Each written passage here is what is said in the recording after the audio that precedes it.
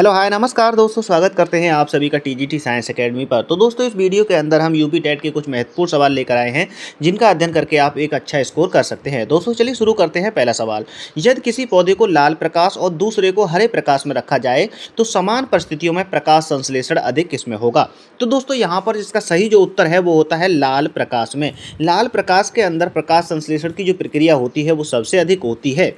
ठीक है दोस्तों, आप जानते हैं कि प्रकाश संश्लेषण क्या होता है।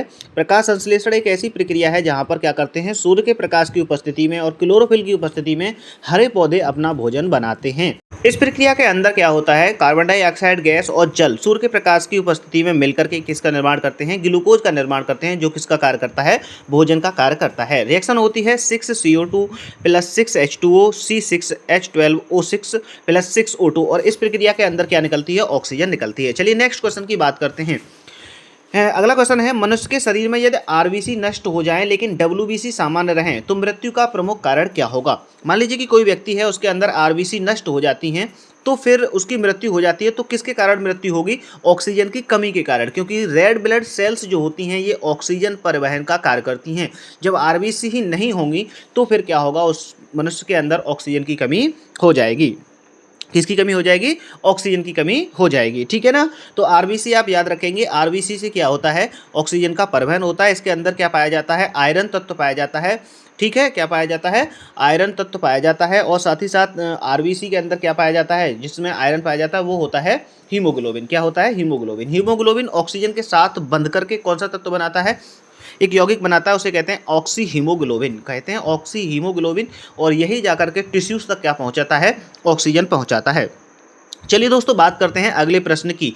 किसी व्यक्ति का रक्त समूह AB है, वह रक्त ले सकता है। मान लीजिए कि कोई एक व्यक्ति है जिसका ब्लड ग्रुप कितना है, कौन सा है, AB है। तो वो कौन से ब्लड ग्रुप का रक्त ले सकता है? तो ऑप्शन है केवल AB से, ऑप्शन बी है A और B से, ऑप्शन सी है A, B, AB और O सभी से, और ऑप्शन नंबर डी है केवल O से। तो दोस्तों आप जानते हैं कि जो ब्लड ग्रुप है वो हमारे पास 4 हैं, A, B और क्या होता है, AB और O।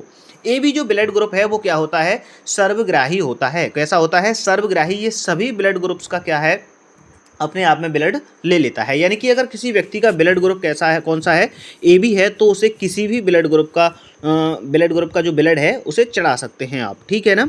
तो और दूसरी बात करते हैं यहाँ पर, जो सर्वदाता है यानी कि जिसका ब्लड सभी के लिए चढ़ाया जा सकता है, वो कौन सा समूह होता है, ओ होता है। तो ए बी के लिए सर्वग्राही और ओ के लिए क्या कहते हैं, हम सर्वदाता कहते हैं। नेक्स्ट क्वेश्चन की बात करते हैं। यदि पौधे में फ्लोएम नष्ट हो जाए तो सबसे पहले कौन सा भाग प्रभावित होगा? ये कह रहे हैं कि फ्लोएम, पौधे के अंदर दो चीज़ें होती हैं, जाइलम और फ्लोएम। जाइलम जो होता है वो जल का परिवहन करता है और फ्लोएम जो होता है वो किसका परिवहन करता है, भोजन यानी फूड का परिवहन करता है। तो यदि पौधे के अंदर सबसे पहले क्या है, फ्लोएम नष्ट हो जाए तो कौन सा भाग सबसे ज़्यादा प्रभावित होगा? तो उसका सही उत्तर है ऑप्शन नंबर बी, जड़ें। अगर फ्लोएम नष्ट हो जाता है तो सबसे ज़्यादा जो प्रभावित होने वाला पौधे का भाग है वो होती हैं जड़ें। ठीक है, सबसे ज़्यादा जो प्रभावित होंगी वो जड़ें होंगी, क्योंकि जो फ्लोएम है वो क्या करता है, भोजन को लेकर के आता है। तो भोजन कहाँ पे बनता है, पौधों के अंदर जो भोजन बनता है वो पत्तियों में बनता है, और पत्तियों के द्वारा कहाँ तक आता है, जड़ों तक आता है। अगर फ्लोएम नहीं होगा, अगर फ्लोएम नष्ट हो जाएगा तो फूड का परिवहन नहीं होगा, ट्रांसपोर्टेशन नहीं होगा। क्यों ऐसे नहीं होगा? क्योंकि पत्तियों से जो भोजन है वो जड़ों तक नहीं आएगा, और सबसे ज़्यादा जो प्रभावित होगा सबसे पहले वो कौन होगा, जड़ें होंगी, क्योंकि जड़ों के अंदर क्या है, प्रकाश संश्लेषण की प्रक्रिया नहीं होती है। बाकी और पौधों में क्या है, प्रकाश संश्लेषण होगा तो वहीं का वहीं भोजन बनता रहेगा। नेक्स्ट क्वेश्चन की बात करते हैं। एक बीज अंकुरित नहीं हो रहा है, उसे जल और वायु दोनों मिल रहे हैं, सबसे संभावित कारण क्या हो सकता है? एक बीज हमने बोया, हमने उसको पानी भी दिया और उसको क्या है, वायु भी मिल रही है। ठीक है, दोनों चीज़ें मिल रही हैं, लेकिन वो क्या है, अंकुरित नहीं हो रहा है। उसमें से जो पेड़ निकलता है छोटा सा, जिसे हमारी भाषा में किल्ला कहते हैं, वो नहीं निकल रहा है। तो फिर उसके लिए क्या कारण हो सकता है, ये यहाँ पर पूछा गया है। तो प्रकाश नहीं है, या उचित तापमान नहीं है, CO2 नहीं है, या मिट्टी नहीं है। देखिए मिट्टी तो वहाँ पर डाली है हमने, क्योंकि उसको क्या है, जलवायु हम दोनों दे रहे हैं तो मिट्टी देनी पड़ेगी, नहीं सूख जाएगा। तो इसका सबसे बड़ा जो कारण है वो है उचित तापमान। पौधों जो बीज होते हैं इनके अंकुरित होने के लिए आवश्यकता होती है उचित तापमान की। सिर्फ जल और वायु से ही काम नहीं चलेगा। अगर किसी पौधे का अंकुरण कराना है किसी बीज का, तो वो वहाँ पर क्या होगा, उचित तापमान की आवश्यकता होती है। दोस्तों नेक्स्ट क्वेश्चन की बात करते हैं। यदि किसी जीव की कोशिकाओं में माइटोकॉन्ड्रिया ना हो तो सबसे अधिक कौन सी प्रक्रिया प्रभावित होगी? मान लीजिए कोई जीव है, उसकी जो सेल्स हैं उसमें माइटोकॉन्ड्रिया ही नहीं है, तो सबसे अधिक कौन सी प्रक्रिया प्रभावित होगी? ऊर्जा का उत्पादन, प्रोटीन का संश्लेषण, कोशिका विभाजन या डीएनए की प्रतिकृति। तो सबसे ज्यादा जो प्रभावित होगा वो है ऑप्शन नंबर ए। इसका सही उत्तर है ऑप्शन नंबर ए, ऊर्जा का उत्पादन प्रभावित होगा। क्यों होगा?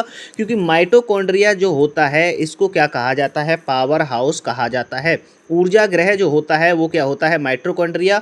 तो यह पूछे कि ऊर्जा का पावर हाउस क्या होता है, यहाँ पे पावर हाउस कौन है? तो पावर हाउस होता है माइटोकॉन्ड्रिया। और जब पावर हाउस खराब हो जाएगा तो पावर यानी कि ऊर्जा का उत्पादन क्या हो जाएगा? वहाँ पर रुक जाएगा या कम हो जाएगा। तो सही ऑप्शन कौन सा हो जाता है दोस्तों? ये हो जाता है आपका ऊर्जा का उत्पादन। ठीक है, राइबोसोम प्रोटीन संश्लेषण। नेक्स्ट क्वेश्चन की बात करते हैं। क्वेश्चन नंबर 7 है, निम्न में कौन सा कथन सही है? तो निम्न में कथन दिए गए हैं। यहाँ पर कथन है सभी एंजाइम प्रोटीन होते हैं, सभी प्रोटीन एंजाइम होते हैं, सभी हार्मोन्स एंजाइम होते हैं, सभी विटामिन प्रोटीन होते हैं। तो देखिए सभी विटामिन प्रोटीन होते हैं ये बिल्कुल गलत बात है। सभी हार्मोन्स जो एंजाइम होते हैं ये भी गलत बात है। सभी प्रोटीन एंजाइम होते हैं ये भी गलत बात है।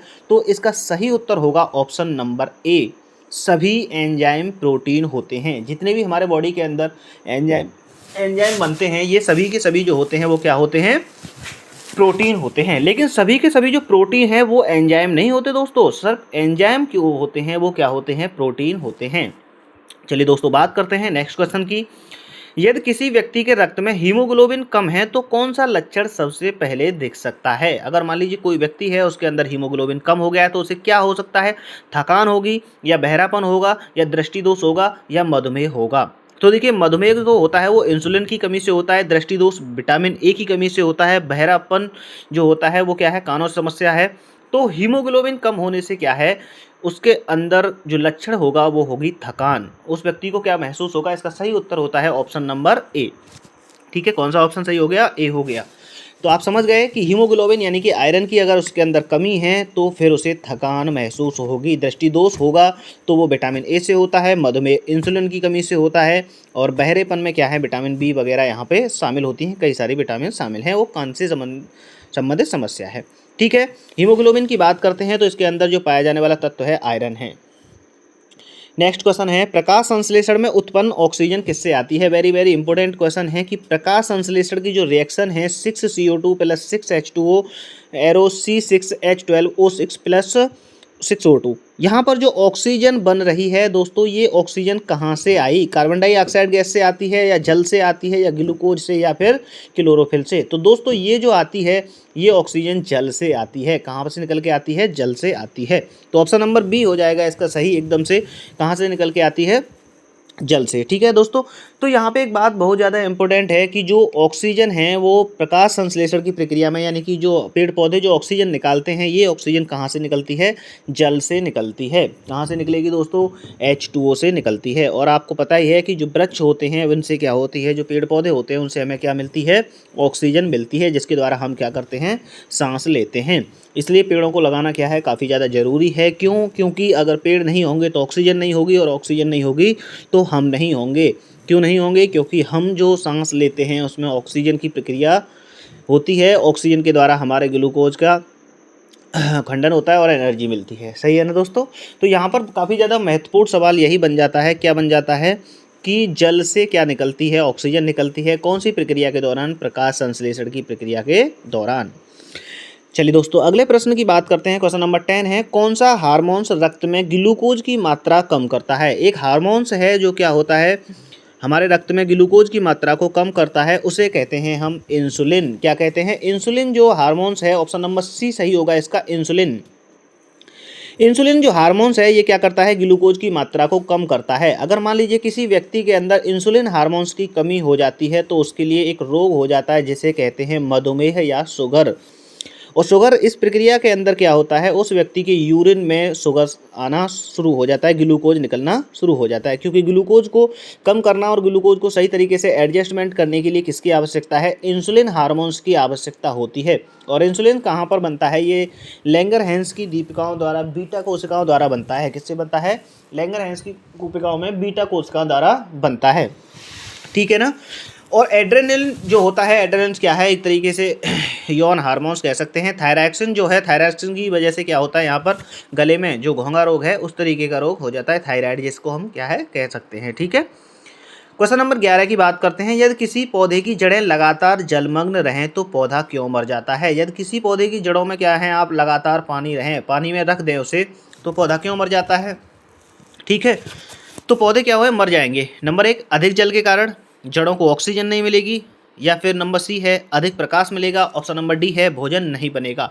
तो दोस्तों इसका सही कारण है ऑप्शन नंबर बी, जड़ों को ऑक्सीजन नहीं मिलेगी। जड़ों को ऑक्सीजन लेने के लिए क्या है, वहाँ पर थोड़ा सा पानी सूखना भी चाहिए और वायु में होकर, यानी कि जो मिट्टी है उसमें होकर के क्या है, ऑक्सीजन उसे मिलनी चाहिए। तो जड़ों को ऑक्सीजन नहीं मिलती है कब, जब वो जलमग्न रहें, तो इसलिए पौधे क्या हो जाते हैं, मर जाते हैं। तो इसका सही उत्तर क्या हो जाता है, जड़ों को ऑक्सीजन नहीं मिलेगी। यदि किसी पौधे की जड़ें लगातार जल में रहें तो पौधा क्यों मर जाता है, क्योंकि उसका कारण है जड़ों को ऑक्सीजन नहीं मिलेगी। ऑप्शन नंबर बी लगाएंगे आप, क्या लगाएंगे, बी। अधिक प्रकाश से क्या है, मरेगा नहीं, उसका कारण दूसरा होता है भोजन नहीं बनेगा। भोजन कब नहीं बनेगा, जब उसे आप प्रकाश नहीं देंगे तो प्रकाश संश्लेषण की प्रक्रिया नहीं होगी, इसलिए वहाँ पर भोजन नहीं बनेगा। ठीक है ना। कहते हैं ना कि पानी भरा रह गया तो वहाँ पे क्या है, जड़ें गल गई या फिर वो हो गई, तो वो क्यों होता है, वो इसलिए होता है क्योंकि वहाँ पर जड़ों को ऑक्सीजन नहीं मिली। नेक्स्ट की बात करते हैं, क्वेश्चन नंबर 12। मानव शरीर में सबसे अधिक पुनर्जीवन रीजनरेशन का जो क्षमता है वो किस अंग में होती है? मानव शरीर में सबसे अधिक पुनर्जीवन रीजेनरेशन की क्षमता किस अंग में होती है?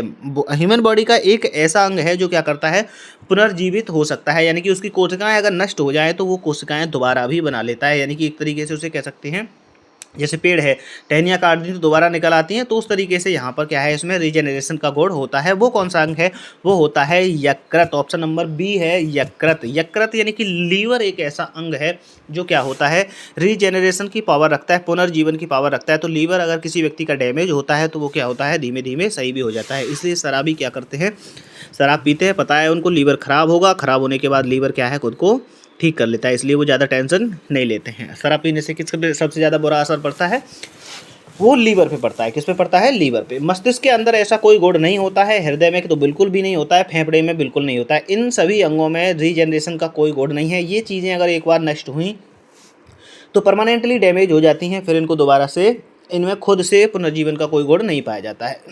नेक्स्ट की बात करते हैं। एक स्वस्थ व्यक्ति के मूत्र में ग्लूकोज नहीं पाया जाता क्योंकि एक स्वस्थ आदमी है, उसके जो टॉयलेट है, यूरिन है, उसके अंदर क्या है, ग्लूकोज नहीं होता है। उसका कारण क्या होता है, ग्लूकोज बनता नहीं है। ऑप्शन नंबर बी कह रहा है वृक्क को उसे पुनः अवशोषित कर लेते हैं। ऑप्शन नंबर सी, ग्लूकोज नष्ट हो जाता है। ऑप्शन नंबर डी, रक्त में ग्लूकोज नहीं होता।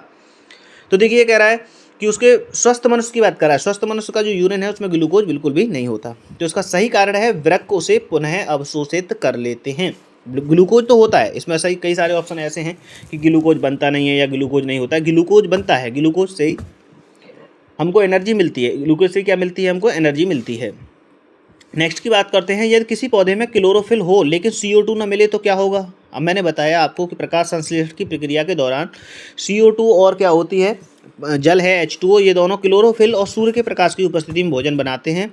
तो प्रकाश संश्लेषण होगा या प्रकाश संश्लेषण नहीं होगा? देखो क्लोरोफिल वहाँ पर नहीं होगा तो प्रकाश संश्लेषण नहीं होगा, क्योंकि प्रकाश संश्लेषण तभी होता है जब क्लोरोफिल और सूर्य के प्रकाश की उपस्थिति होती है। तभी कार्बन डाइऑक्साइड गैस और जल दोनों मिलकर के ग्लूकोज का निर्माण करते हैं, यानी कि भोजन बनाते हैं, जिस प्रक्रिया को हम कहते हैं प्रकाश संश्लेषण। और अगर क्लोरोफिल ही नहीं है तो फिर वहाँ पर प्रकाश संश्लेषण नहीं होगा। और क्लोरोफिल यानी कि हरित लवक जो होता है उसके अंदर कौन सा तत्व पाया जाता है, वो पाया जाता है मैग्नीशियम। कौन सा तत्व है सर, मैग्नीशियम। ये बात भी आप याद रखेंगे। श्वसन की कोई वो नहीं होती है इसके अंदर। अगर क्लोरोफिल नहीं है तो क्लोरोफिल किसके लिए जिम्मेदार होता है, प्रकाश संश्लेषण की प्रक्रिया के लिए क्लोरोफिल जिम्मेदार है। अगर क्लोरोफिल नहीं है, हमारे सवाल में यही कहा है कि यदि किसी पौधे में क्लोरोफिल हो लेकिन, ओ सॉरी यार ये क्या है, मैंने सवाल थोड़ा टेढ़ा पढ़ लिया, कोई दिक्कत नहीं है, CO2 नहीं है। नेक्स्ट क्वेश्चन की बात करते हैं, क्वेश्चन नंबर 15। मानव शरीर की कौन सी कोशिका विभाजन नहीं करती है? मानव शरीर के अंदर कई सारी कोशिकाएं हैं जो आपस में क्या है, विभाजन करती हैं। जैसे कि अगर मान लीजिए हमारे कहीं पे चोट लग जाती है, कट जाता है, तो वहाँ पर कोशिकाओं का विभाजन होने से क्या है, वो घाव भर जाता है। तो कौन सी कोशिकाएं होती हैं जो विभाजन नहीं करती हैं? इसका सही उत्तर होता है ऑप्शन नंबर सी, तंत्रिका कोशिका। तंत्रिका कोशिकाएं जो होती हैं ये आपस में क्या है, ये क्या करती हैं, कोशिका विभाजन नहीं करती है। अगर न्यूरॉन्स की मान लीजिए कहीं पर टूट गया तो इसमें क्या होता है, विभाजन नहीं होता है। इसलिए ये चीज़ें जो होती हैं बहुत क्या होती हैं, खतरनाक होती हैं। त्वचा कोशिकाओं में क्या होता है, विभाजन होता है। मान लीजिए कि अगर चोट लग जाती है तो फिर वो क्या है, घाव दोबारा से भर जाएगा। ऐसे ही क्या होता है यकृत कोशिका, लीवर कोशिका, हमने बताया कि इसमें भी क्या है कोशिका विभाजन होता है, ये अपने आप ही क्या कर लेता है खुद को रीजेनरेशन कर लेता है। लेकिन तंत्रिका कोशिका ऑप्शन नंबर सी इसका सही उत्तर है, इसके अंदर क्या होता है कोशिका विभाजन नहीं होता है। चलिए बात करते हैं नेक्स्ट क्वेश्चन की, क्वेश्चन नंबर 16। ठीक है, त्वचा कोशिका, इसमें आपको दिखाई देगा उपकला कोशिकाएं, त्वचा के अंदर जो है उपकला कोशिकाएं, उनके अंदर भी क्या है ये चीज़ें मिलती रहती हैं। तंत्रिका तंत्र के सिस्टम के बारे में आप जानेंगे, ये किसी क्या करता है वैद्युत संकेतों के रूप में कार्य करता है। तंत्रिका कोशिकाएं जो होती है इसके अंदर क्या होते हैं न्यूरो सिस्टम यानी कि वैद्युत तंत्रों के रूप में ये कार्य करते हैं। ठीक है ना दोस्तों, चलिए अगले की बात करते हैं। क्वेश्चन नंबर 16, विटामिन डी की कमी से कौन सा रोग होता है? विटामिन डी की कमी से कौन सा रोग हो जाता है? स्कर्वी? स्कर्वी नहीं होता है, क्यों? क्योंकि स्कर्वी किससे होता है? विटामिन सी की कमी से। रिकेटस? जी सर, विटामिन डी की कमी से क्या हो जाता है? रिकेट्स हो जाता है। ऑप्शन नंबर बी इसका एकदम से करेक्ट आंसर है। विटामिन डी की कमी से कौन सा रोग होता है? रिकेट्स। बेरी किससे होता है? विटामिन बी से। रतौंधी किससे होता है? विटामिन ए से। ठीक है, तो याद रखेंगे विटामिन ए की कमी से कौन सा? रतौंधी। विटामिन बी से बा बनेगा, ब से बेरी बनेगा, तो याद रखेंगे विटामिन बी से बेरी। सी से क्या बनता है? स्कर्वी हो जाता है। सी की कमी से क्या होता है? स्कर्वी। सी से स से स्कर्वी, इसलिए याद रखेंगे सी से क्या हो जाता है? स्कर्वी। ए से क्या होता है सर? रतौंधी हो जाता है। बी से बेरी हो जाता है। सी से स से सी और स्कर्वी हो जाता है। ठीक है, और डी से क्या हो जाता है? रिकेट्स हो जाता है, जिसको हम क्या कहते हैं? सूखा रोग भी कहते हैं। क्या कहते हैं? सूखा रोग भी कहा जाता है। ठीक है ना दोस्तों, तो बात करें विटामिन डी की जो स्रोत हैं वो क्या होते हैं? आपका कॉड लिवर ऑयल हो गया, कुछ सूखे मेवे हो गए, साथ ही साथ यहाँ पे क्या है तेल वगैरह होते हैं उनमें होता है। विटामिन सी के अच्छे स्रोत क्या होते हैं? खट्टे पदार्थ जो होते हैं विटामिन सी के होते हैं, जैसे नींबू, संतरा, आंवला, ये विटामिन सी के स्रोत हैं। विटामिन ए के स्रोत क्या हैं? गाजर है आपका, और घी हो गया आपका। ठीक है, और क्या हो गया? सेब हो गया, और कुछ फल हो गए, और क्या हो गए? कुछ अनाज हो गए। इनमें क्या होता है? विटामिन ए पाया जाता है। बात करते हैं क्वेश्चन नंबर 17 की। यदि किसी जीव में डीएनए की मात्रा अचानक दोगुनी हो जाए, यह किस अवस्था का संकेत है? अगला सवाल ये कह रहा है कि कोई भी जीव है उसमें डीएनए की मात्रा अचानक दोगुनी हो जाती है, तो ये किस अवस्था का संकेत होता है? तो ये जो संकेत होता है ये ऑप्शन नंबर ए सही है, कोशिका विभाजन से पहले की अवस्था। अगर कोशिका विभाजन होगा तो उससे पहले डीएनए की मात्रा कितनी हो जाती है? दोगुनी हो जाती है। कितनी हो जाएगी? दोगुनी। ऑप्शन नंबर बी कोशिका मृत्यु, ऑप्शन नंबर सी श्वसन, ऑप्शन नंबर डी उत्सर्जन। ये सारे के सारे ऑप्शन गलत हैं। एकदम से सही करेक्ट जो ऑप्शन होगा वो होगा इसका ऑप्शन नंबर ए, कोशिका विभाजन से पहले की अवस्था। ठीक है, तो याद रखिए क्योंकि यहाँ पर कोशिका मृत्यु भी आप लगा सकते थे, तो गलत होने के चांस ज़्यादा हैं। तो ऑप्शन कौन सा होगा इसका सही? ए नंबर का होगा। यदि किसी जीव में डीएनए की मात्रा अचानक दोगुनी हो जाए तो यह किस अवस्था का संकेत होता है सर? ऑप्शन नंबर ए, कोशिका विभाजन से पहले की अवस्था का। ठीक है ना दोस्तों, जो यहाँ पर डीएनए है इसकी फुल फॉर्म आपको याद रखनी है। डीएनए क्या होता है? D oxy ribose nucleic acid, और आरएनए जो होता है वो क्या होता है? Ribo nucleic acid. ठीक है ना, डीएनए आरएनए में क्या होता है? इसमें थायमिन की जगह पर क्या आ जाता है? यूरेसिल आ जाता है। ठीक है, थायमिन की जगह पर क्या आ जाता है? यूरेसिल आ जाता है। थायमिन और यूरेसिल का जो इसके अंदर पाए जाते हैं एड्रीन ग्वानिन वाले, उनमें यही अंतर होता है कि इसका थायमिन का और यूरेसिल का। सही है ना। नेक्स्ट क्वेश्चन की बात करते हैं, क्वेश्चन नंबर 18। कौन सा अंग पाचन तंत्र और अंतःस्रावी तंत्र दोनों का भाग है? तो यकृत, ऑप्शन नंबर बी अग्नाशय, ऑप्शन नंबर सी प्लीहा, ऑप्शन नंबर डी वृक्क। यहाँ पे 4 हमारे ऑर्गन्स दिए गए हैं। इसमें पूछ रहा है कौन सा पाचन तंत्र का भी हिस्सा है और साथ ही साथ किसका हिस्सा है? अंतःस्रावी तंत्र का भी हिस्सा है। तो यहाँ पर ये जो बात है इसमें सही उत्तर होता है आपका ऑप्शन नंबर बी अग्नाशय। कौन सा? ऑप्शन नंबर बी अग्नाशय, क्योंकि अग्नाशय पाचन तंत्र का भी कार्य करता है और अंतःस्रावी तंत्र का भी कार्य करता है, क्योंकि इंसुलिन हार्मोन्स जो होता है वो कौन से बनता है? वो अग्नाशय के अंदर ही, जो बीटा कोशिका है, लैंगरहैंसी कोशिका है, उनके अंदर बनता है। यकृत क्या है? ये अंतःस्रावी ग्रंथि के रूप में नहीं कार्य करता है, प्लीहा भी नहीं करता है, वृक्क भी नहीं करता है। ये सब ग्रंथि के रूप में कार्य करते हैं। हाँ, किसके रूप में कार्य करते हैं? ग्रंथि। और यहाँ पे अग्नाशय ये दोनों के रूप में कार्य करता है, पाचन तंत्र और अंतःस्रावी दोनों तंत्रों के रूप में कार्य करता है। ओके ऑलराइट दोस्तों, तो यहाँ पर आपने जाना है कि अग्नाशय जो है वो क्या है?